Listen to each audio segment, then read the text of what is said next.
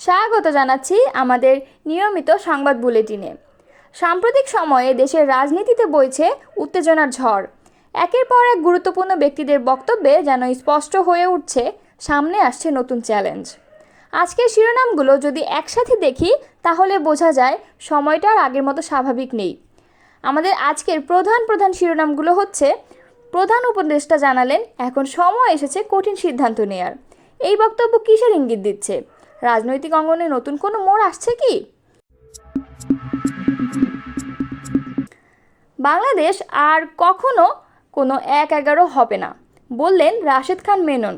এই বক্তব্যের পেছনে রয়েছে কি কোনো অভ্যন্তরীণ তথ্য?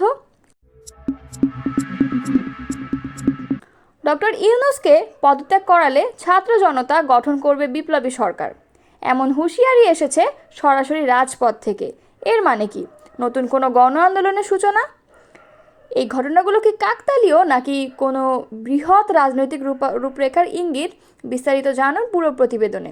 ভিডিওটি লাইক দিন, সাবস্ক্রাইব করুন এবং মন্তব্যে জানান আপনাদের মতামত।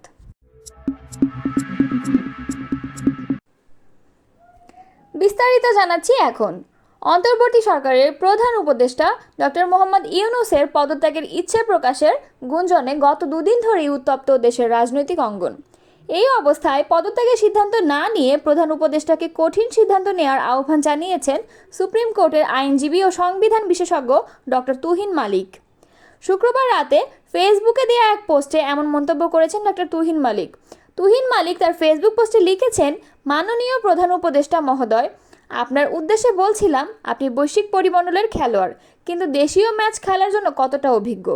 আপনি এনজিও পথিকৃত, আপনি সব কিছু এনজিও এর চোখে কিংবা পশ্চিমার চোখে দেখলে দেশের মাঠের খেলায় হেরে যাবেন, এটা নিশ্চিত। প্রধান উপদেষ্টাকে উদ্দেশ্য করে এই সংবিধান বিশেষজ্ঞ আরও বলেছিলাম সঠিক এজেন্ডায় থাকুন, রাউন্ড দ্য উইকেট বল করুন, আমরা আপনাকে কোনোভাবেই হারাতে চাই না। প্রধান উপদেষ্টাকে উদ্দেশ্য করে তিনি আরও লিখেছেন, এখন সময় এসেছে কঠিন সিদ্ধান্ত নেয়ার। সেই কঠিন সিদ্ধান্তগুলো কেমন হবে সেটাও জানিয়েছেন তুহিন মালিক। তার দেওয়া সেই পয়েন্টগুলো হলো: গাছের মরা ও পোকায় ধরা পাতাগুলোকে ছেঁটে ফেলুন, সর্বদলীয় জাতীয় কনভেনশন ডাকুন, দ্রুত সংস্কার ও নির্বাচনের সুস্পষ্ট দিন তারিখ ঘোষণা করুন। এই এজেন্ডাগুলো বাস্তবায়ন হলে জাতি প্রধান উপদেষ্টাকে চিরকাল শ্রদ্ধার সঙ্গে মনে রাখবে বলে জানান ডক্টর তুহিন মালিক। বাংলাদেশে আর কোনো ১-১১ হবে না বলে মন্তব্য করেছেন গণ অধিকার পরিষদের সাধারণ সম্পাদক রাশেদ খান। শনিবার সকালে ফেসবুকে এক পোস্টে তিনি এই মন্তব্য করেন। পোস্টে রাশেদ খান লেখেন, বাংলাদেশে আর কোনো ১-১১ হবে না। এসব গুজব ছড়িয়ে মূলত জনগণকে বিভ্রান্ত ও আতঙ্কিত করা হচ্ছে। এসব কথা যারা বলছে তারাই মূলত ১-১১ চায় কি না সেটা নিয়ে সন্দেহ, কারণ তাদের আষ্টেপৃষ্ঠে আছে ১-১১-এর কুশীলবরা। তাদের পরামর্শে এসব আতঙ্ক ছড়ানো হচ্ছে কিনা সেটা নিয়ে সন্দেহ ও সংশয় থেকেই যায়। তিনি আরও বলেন, বাংলাদেশের গণতান্ত্রিক পথে যাত্রায় কেউ থামাতে পারবে না ইনশাআল্লাহ। আমাদের সবার প্রত্যাশা ডক্টর মোহাম্মদ ইউনূসের নেতৃত্বই একমাত্র ঐক্যমতের ভিত্তিতে রাষ্ট্র সংস্কার প্রক্রিয়ায় বাংলাদেশ গণতান্ত্রিক পথে এগিয়ে যাত্রা শুরু করবে এবং নতুন ইতিহাস রচনা করবে।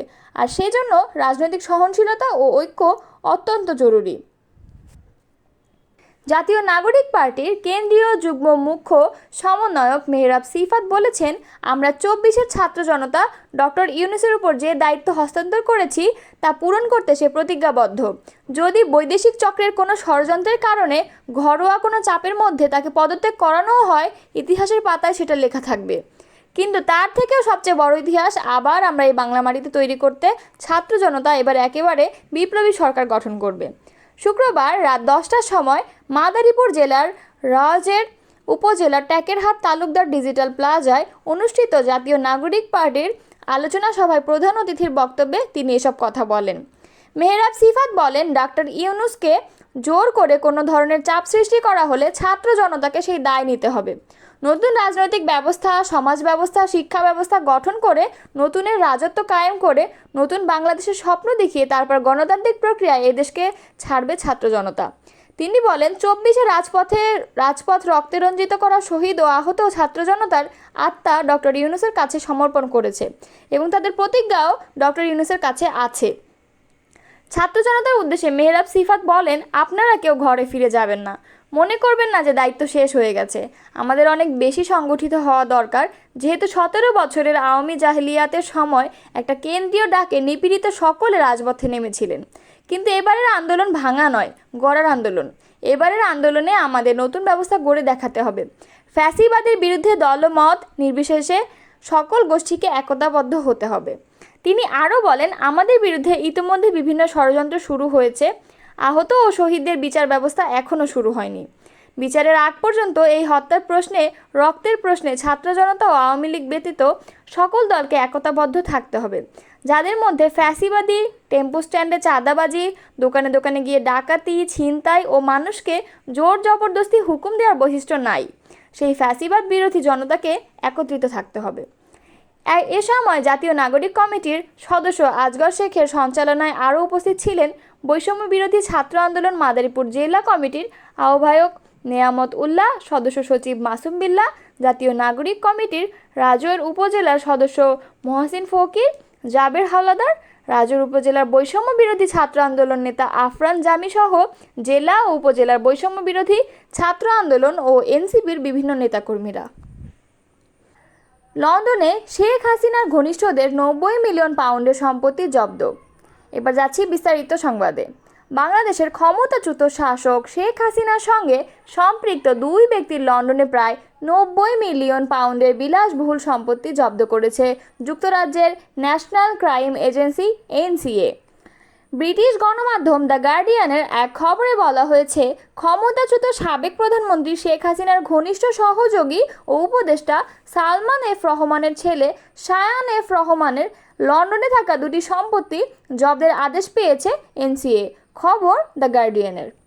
সরকারি রেকর্ড থেকে দেখা গেছে, বাংলাদেশের ক্ষমতাচ্যুত সরকারের সঙ্গে যুক্ত সম্পদের সন্ধানে বাংলাদেশকে সহায়তা করার জন্য যুক্তরাজ্যের উপর চাপ বৃদ্ধির পর জাতীয় অপরাধ সংস্থা 9টি সম্পদ জব্দের আদেশ পেয়েছে।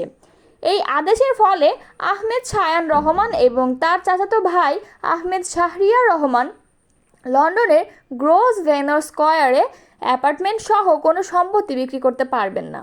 বাংলাদেশের প্রাক্তন স্বৈরাচারী শাসক শেখ হাসিনার মিত্রদের মালিকানাধীন যুক্তরাজ্যের সম্পদের বিষয়ে গার্ডিয়ানের তদন্তে তাদের নাম উঠে আসে। কোম্পানি হাউসের রেকর্ড অনুসারে দুটি সম্পত্তির মধ্যে একটি লন্ডনের অভিজাত 17 গ্রোভনার স্কয়ারের একটি বিলাসবহুল অ্যাপার্টমেন্ট। এটি 2010 সালের 6.5 মিলিয়ন পাউন্ডে কেনা হয়। অপর সম্পত্তি উত্তর লন্ডনের গ্রেশাম গার্ডেন্সের একটি বাড়ি, যা 2011 সালে 1.2 মিলিয়ন পাউন্ডে কেনা হয়।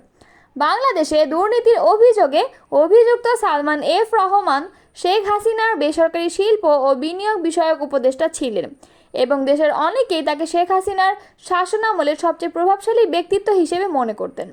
ফিনান্সিয়ালি টাইমসের এক প্রতিবেদনে দেখা যায়, গ্রেশাম গার্ডেন্সের ওই বাড়িতে শেখ হাসিনার বোন শেখ রেহানা থাকতেন।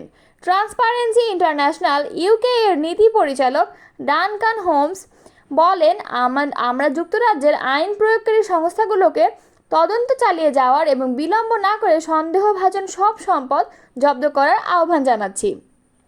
এনসিএ এর মুখপাত্র বলেন, আমরা নিশ্চিত এই কথা বলতেই পারি যে চলমান সিভিল তদন্তের অংশ হিসেবে এনসিএ বেশ কয়েকটি সম্পত্তি জব্দ করার আদেশ পেয়েছে। এদিকে আহমেদ শায়ানের এক মুখপাত্র বলেন, আমাদের মক্কেল জোরালোভাবে যে কোনো অনিয়মে জড়িত থাকার অভিযোগ অস্বীকার করেছেন। তিনি অবশ্যই যুক্তরাজ্যে যে কোনো তদন্তে সহযোগিতা করবেন।